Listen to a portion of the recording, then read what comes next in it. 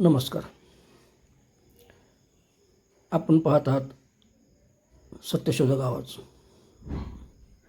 मी संपादक नितीन पवार. आपण या व्हिडिओमध्ये पाहत आहात की शिरूर शहरातील कैकाडीआळी येथे शिरूर नगरपालिका प्रशासनाने हा चेंबर दुरुस्तीसाठी ओपन केलेला आहे.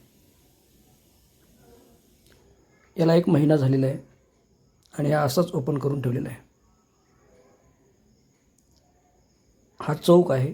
या चौकामध्ये चारी बाजूने 4 चाकी दुचाकी वाहने येत असतात.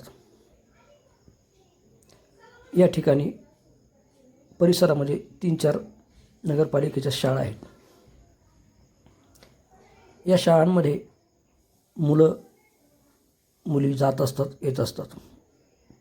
संध्याकाळी त्या ठिकाणी खेळत असतात, वावरत असतात. आता नगरपालिका प्रशासन या खड्ड्यामध्ये एखादा मुलगा मुलगी लहान पडण्याची वाट पाहतंय का काय, असा प्रश्न इथले नागरिक विचारत आहेत. कारण हा असाच ओपन आहे. याची दुरुस्ती करायची होती. एकदा ओपन केला आणि त्याच्यानंतर त्याच्याकडं पाहिलेलं नाही. ठिकाण धोकादायक बनलेलं आहे. म्हणून नगरपालिका प्रशासनाला